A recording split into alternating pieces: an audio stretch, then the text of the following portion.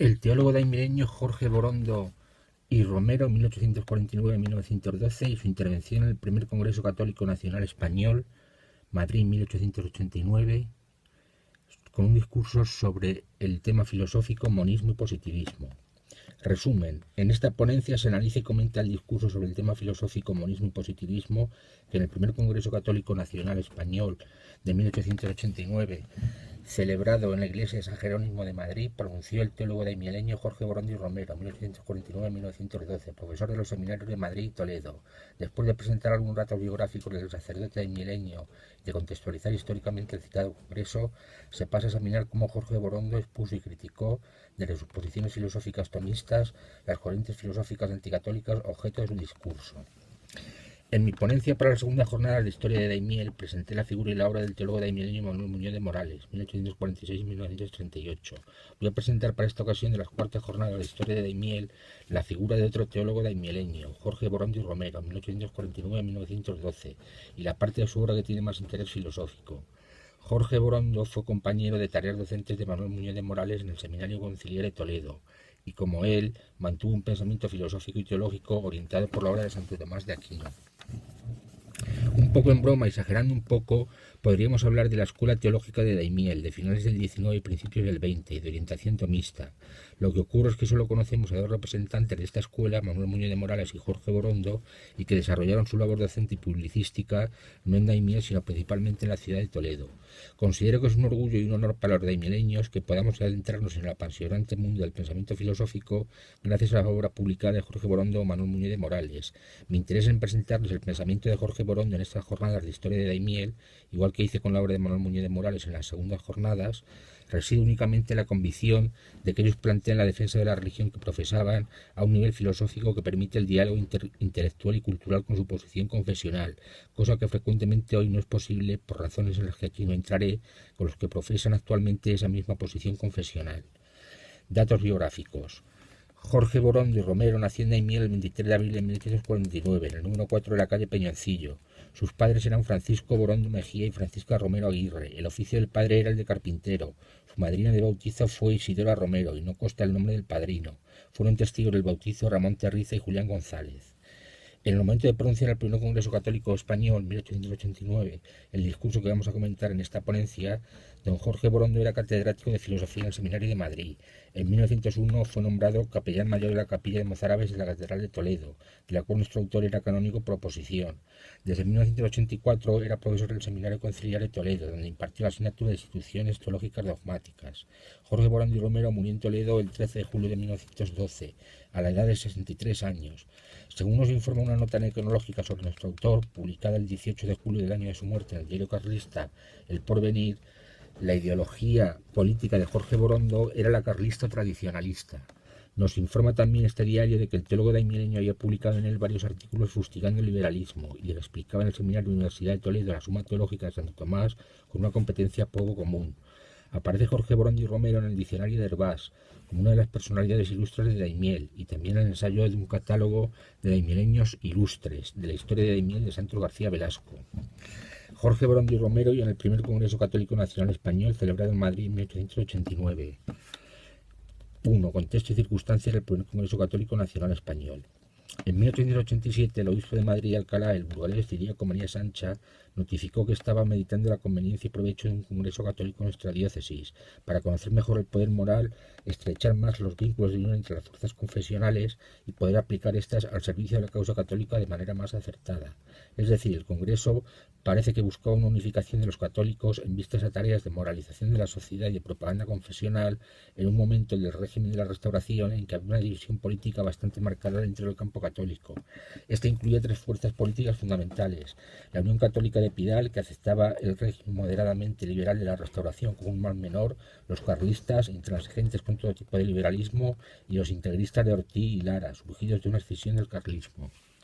Para conseguir esta unidad de acción católica corporativa, en el reglamento del Congreso, redactado por el propio Sancha, se prohibía mezclarse dentro del Congreso en política propiamente dicha. En los preparativos del Congreso participaron la Asociación de Católicos, fundada en diciembre de 1868 tras la Revolución de septiembre de ese año, y sobre todo la Juventud Católica, que inició su andadura en 1869. Desde diciembre de 1888 dirigía la preparación del Congreso una junta central presidida por el Obispo de Madrid y en la que estaban representadas todas las fuerzas políticas confesionales, integristas, Ortiz, carlistas, el Marqués de Cerralbo, Navarro Villoslada, vidalianos, Marqués de Pidal y Vadillo, Sánchez de Toca, Marcelino Menéndez Pelayo y tradicionalistas independientes como Vicente de la Fuente o el deán de la Catedral madrileña Fernández Montaño.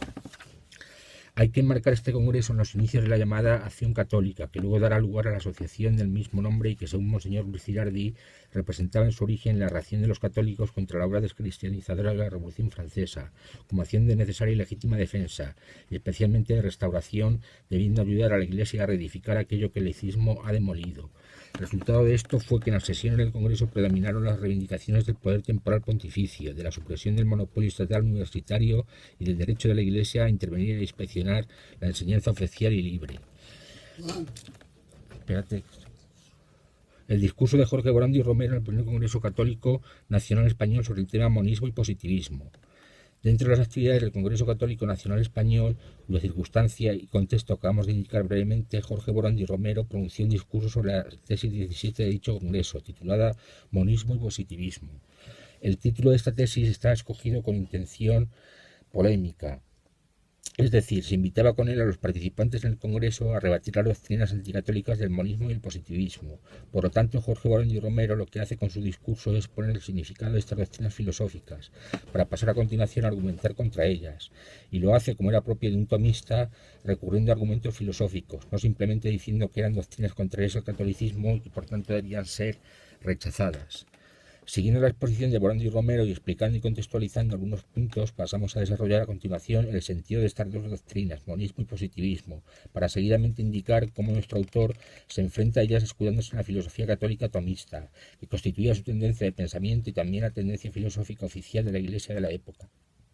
El monismo consiste en la doctrina según la cual se niega la dualidad de ser entre Dios y las cosas creadas. Solo hay una única realidad, la totalidad de lo que es, que forma una unidad, uno y todo, en griego enka y pan, de tal modo que todo es solo una única sustancia. La pluralidad de seres es una apariencia, ilusión de los sentidos. Los orígenes de este pensamiento, como don Jorge Borandi señala en su discurso, se encuentran ya en el pensamiento griego, sobre todo en Parménides de Elea, el eleatismo. Se continúa este pensamiento, según sigue indicando nuestro autor, en el neoplatonismo y en el gnosticismo. Luego atraviesa algunos autores medievales marcados por cierta heterodoxia, como Juan Escoto Erígena, y tras reaparecer en el Renacimiento en autores como Giordano Bruno, llega a su culminación con Spinoza en el siglo XVII.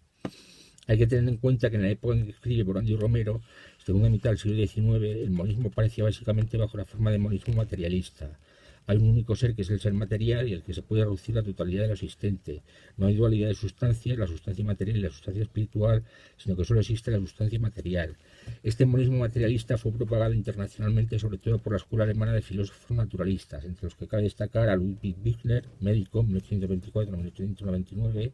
Carl Vogt, zoólogo, 1817-1895,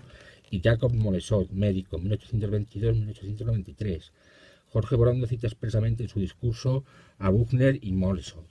Hay que diferenciar este monismo materialista naturalista de los autores citados del materialismo histórico y dialéctico fundado por Marx y Engels, que en principio no es una teoría orientada a la explicación inmanentista de la naturaleza, sino una teoría de la evolución social. Pero el rasgo distintivo principal del materialismo marxista frente al materialismo de la filosofía naturalista monista está sobre todo en que el marxismo acoge como método a la dialéctica, por lo que desde él el monismo materialista naturalista es acusado de ser vulgar y mecanicista, aunque este último calificativo no debe ocultar que Vogt o Büchner eran ya evolucionistas, mientras, como es sabido, el materialismo histórico y dialéctico estuvo vinculado al desarrollo del movimiento obrero revolucionario. El monismo materialista naturalista fue afín generalmente a posiciones políticas del liberalismo radical, enemigo de las ideologías provenientes del antiguo régimen y sus pervivencias. Junto al monismo materialista también puede existir, y de hecho existió con anterioridad al monismo materialista moderno, un monismo espiritualista, que don Jorge Borandi también ataca en el discurso que comentamos. Este monismo espiritualista sería una forma de idealismo filosófico. Según él, la totalidad de lo ente, de lo que es, consistiría verdaderamente en una única realidad fundamental, última, cuya naturaleza no sería material sino espiritual, cuya naturaleza sería la propia del ser consciente, o podemos decir también de la representación, de lo mental, de lo psíquico. También se ha dado en la historia del pensamiento un monismo llamado neutral o neutralista, que considera una única realidad que no es escrita ni a lo físico ni a lo psíquico, de tal manera que se toman los fenómenos, lo dado, lo que se muestra, lo que se manifiesta, desde el punto de vista de su descripción neutral, sin decidir si son causados por una realidad primordial y fundamental que sea materia o espíritu. Esta posición del monismo neutral no es examinada por Jorge Borondo en el discurso que comentamos, pues tal posición, sostenida por autores del llamado empiriocriticismo como Majo o Benarius, contemporáneos de Jorge Borondo, no se había difundido todavía en España por las fechas en que tuvo lugar el primer Congreso Nacional Católico Español, Madrid 1889, en cuyo marco se produjo la intervención de nuestro autor. La principal amenaza intelectual para la ortodoxia católica venía entonces del lado del monismo materialista, aunque Jorge Borondo y Romero también dedica parte de su discurso al examen y crítica del monismo espiritualista o idealista, con el fin de mostrar el camino errado, según él, seguido por la filosofía moderna y contemporánea desde Descartes. El positivismo es la posición de filosofía teórica que consiste en manifestar que hay que atenerse a lo dado a los sentidos, a la experiencia sensible, y que deben tenerse en cuenta ante todos los métodos y resultados de las ciencias. Lo primero es la postura empirista del positivismo, la idea de que todo conocimiento empieza con y procede de la experiencia sensible. Lo segundo es el llamado cientificismo, que existe sobre todo cuando se afirma que fuera de los métodos y resultados de las ciencias naturales positivas no hay conocimiento posible, lo que supone el rechazo de la filosofía metafísica o conocimiento racional de lo suprasensible. No hay que olvidar que el positivismo, en su sentido más estricto, está vinculado a la posición llamada fenomenalismo. Hay que atenerse lo dado a los sentidos, a los fenómenos, sin indagar qué tipo de realidad esencial última está detrás de ellos, sirviéndoles de fundamento. Mientras que el monismo, especialmente en su versión materialista, significa una postura atea, el positivismo en principio está más cerca del agnosticismo. Como nos revela Ferrater Mola en su clásico Diccionario de Filosofía, el positivismo se preocupa por el cómo de lo que ocurre, antes que por el qué, el por qué o el para qué.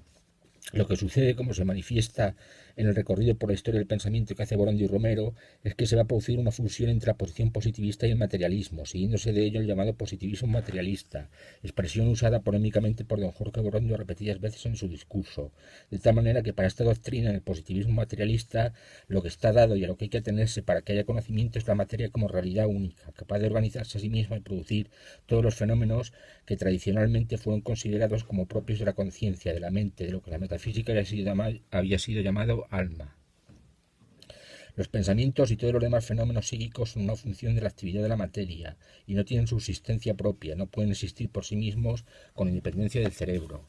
Don Jorge Borondo nos dice el extracto de su discurso contenido en la crónica del Congreso, prestó especial atención entre los sistemas monistas modernos a la filosofía de Spinoza, que representa el monismo más extremado de entre los posteriores a Descartes, de tal modo que su sistema ha sido generalmente considerado como la muestra más acabada de panteísmo, de la identificación de Dios con la naturaleza. Para muchos, esto equivale en realidad a un monismo materialista, y el monismo panteísta spinoziano habría sido la introducción más terminante del ateísmo en la filosofía moderna, pues como decía Schopenhauer, el panteísmo no sería sino una forma educada y elegante de deshacerse de Dios. En el desarrollo de su discurso,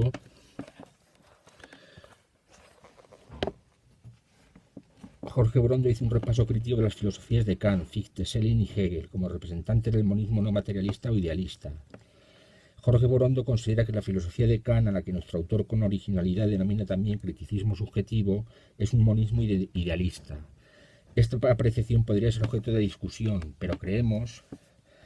que el sentido de tal calificación puede residir en que Kant, al establecer que solo es cognoscible el ser fenoménico que es constituido formalmente por el a priori subjetivo, habría establecido como única realidad de la que podemos tener noticia una realidad que no es la materia en sí, una materia independiente de toda conciencia del sujeto, sino una realidad dotada de la idealidad de las formas a priori subjetivas, las intuiciones puras, esto es, el espacio y el tiempo y las categorías del entendimiento. Pero no hay que olvidar que Kant, aunque piensa que solo podemos conocer lo fenoménico, lo que aparece ante la conciencia constituida formalmente por ella, no la cosa en sí, piensa también que hay que admitir más allá de esa realidad fenoménica una realidad nouménica, no cognoscible positivamente, pero que deja abierta la posibilidad de que puedan existir Dios y el alma inmortal. Esta posibilidad abierta será aprovechada por Kant en su crítica de la razón práctica para afirmar que, aunque teóricamente no podemos saber que Dios o el alma inmortal existan, en tanto seres morales, en tanto seres capaces de actuar no por interés, sino por puro respeto a la idea de deber, podemos y debemos esperar que Dios y el alma inmortal existan. Jorge Borondo y Romero alude graciosamente a esta operación kantiana en la crítica de la razón práctica, por lo que no es admitido teóricamente en la crítica de la razón pura, la existencia de Dios y el alma inmortal, es ahora exigido como postulado por razones éticas, recurriendo al ejemplo de un personaje de Zorrilla, que era diestro y zurdo, y que según versos de este poeta romántico negaba a Dios y lo invocaba, era lógico y absurdo. Es lo mismo que ha sido expresado varias veces con una metáfora más pobre. Kant metería en la crítica de la razón práctica por la ventana lo que en la crítica de la razón pura había expulsado por la puerta. Los autores que cite a continuación, don Jorge Borondo y Romero, como representantes del monismo espiritualista, son los representantes del idealismo clásico alemán Fichte, Schelling y Hegel. En primer lugar, alude Borondo y Romero al extremado idealismo subjetivo de Fichte, para quien el no yo está puesto por el yo. El yo absoluto de Fichte, como se ha señalado en repetidas ocasiones, adquiere las cualidades de la divinidad, pero hay que advertir que en el contexto de la filosofía idealista postkantiana, cuando se habla del yo, estamos ante el yo trascendental, ante la conciencia en general, como decía ya Kant, ante un yo abstracto, nos atreveríamos a decir, no ante el yo psicológico empírico de mi persona o de cualquier otra. También se refiere Borondo y Romero como ejemplo del monismo idealista a Schelling y su filosofía de la identidad. Según este segundo autor del idealismo clásico alemán, para que haya conocimiento tiene que haber perfecta identidad del objeto conocido con el sujeto conocente, nos recuerda Borondo. Esta identidad se produce en lo absoluto, del cual son manifestaciones lo objetivo y lo subjetivo. Dicha identidad, sujeto-objeto, como absoluto, supone la unificación del espíritu y la naturaleza, y también la indiferencia primigenia entre lo real y lo ideal. La identidad e indiferencia del absoluto la descubre la mente, dice también Borondo, exponiendo a Schelling por intuición inmediata, como en un pistoletazo, decía Schelling. Nos da cuenta el extracto del discurso de Jorge Borondo y Romero de que nuestro autor se detuvo en la consideración del sistema de Hegel, especialmente en su filosofía de la naturaleza, como última manifestación significativa del monismo idealista. Dice Borondo y Romero además que el de Hegel fue el último monismo capaz de despertar entusiasmo. Este sistema hegeliano puede ser considerado como un sistema monista en el que al final del desarrollo de la idea en la historia se llega a la unificación total de lo que es, produciéndose la identidad sujeto-objeto como autoconciencia absoluta de la idea. Pero esta identidad sujeto-objeto hegeliana no está, a diferencia de lo que ocurre en Schelling, al principio, ni es intuida inmediatamente, sino que es un resultado para llegar al cual la idea tiene que salir fuera de sí, expresarse en la objetividad, primero en la naturaleza y luego en los productos históricos de la conciencia humana, a cuyo conjunto Hegel llama espíritu. Para llegar a su autoconciencia absoluta, que representa la identidad sujeto-objeto, la idea debe atravesar toda la negatividad, el sufrimiento, todo el mal que significa el desarrollo dialéctico conflictivo de la historia, y también lo que es solo particularidad natural tiene que sufrir como cierta realmente su finitud, es decir, tiene que perecer. Para refutar filosóficamente tanto al positivismo como al monismo, don Jorge Borondo recurre a una idea de ciencia basada en la concepción que Aristóteles tenía de ella. Según esta concepción de la ciencia, ella consiste en la demostración a partir de principios que debe llevar al conocimiento por causas. Saber es conocer la causa de la cosa. Scire es causam rei cognoscere. Y al buscar la causa vamos de un ser que no se basta a sí mismo a otro ser donde estaría la razón de ser el primero. Si este segundo ser tampoco tiene su razón de ser en sí mismo, debemos buscar otra causa y así ir subiendo hasta encontrar el principio. En la serie de causas tenemos que llegar necesariamente, pues de lo contrario caeríamos en un regreso al infinito que Aristóteles juzga absurdo a un ser que no sea por otro, sino por sí mismo, es decir, que sea solo causa y no ser causado.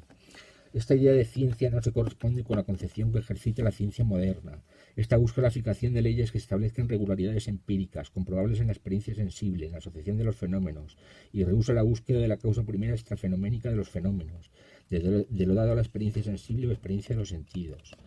El positivismo decimonónico llegó a rechazar el conocimiento por causas y predicaba que la ciencia debe solo ofrecer el conocimiento de las regularidades en que aparecen asociados los fenómenos, sin fijar ningún tipo de conexión necesaria entre ellos. Recordemos que el empirista y clásico inglés David Hume había hecho ver que la experiencia sensible, en la que según una concepción positivista se basa siempre la ciencia, no puede darnos esa conexión necesaria causal entre los fenómenos, y a partir de ella solo podemos afirmar, movidos por una creencia producida psicológicamente por la costumbre, la probabilidad de que en el futuro se repetirán las relaciones asociativas de contiguidad entre los fenómenos, que en el pasado han aparecido en nuestra experiencia, que hemos observado. Jorge Borondo menciona el monismo naturalista evolucionista de Hegel y lo pone en relación con el monismo idealista de Hegel, que predica el carácter procesual dialéctico de toda realidad en tanto manifestación progresiva de la idea, para dar a entender que tanto uno como otro, monismo naturalista y monismo idealista, colaboran entre sí para socavar la verdad católica y teísta. En la parte final de su discurso, nuestro autor lanza una serie de invectivas contra lo que él considera efectos perversos, nefastos y moralmente catastróficos del declive de lo que él llama verdades de la ciencia cristiana. Se abren comillas. Las causas de los males que nos aquejan están en el olvido en que se tienen las verdades de la ciencia cristiana y que es preciso volver pronto a ella. Si no se quiere que las sociedades corrompidas por el brutal materialismo vengan a dar en la cima de la más absoluta licencia, si siguen por algún tiempo más inspirando estas denigrantes doctrinas. Se cierran comillas.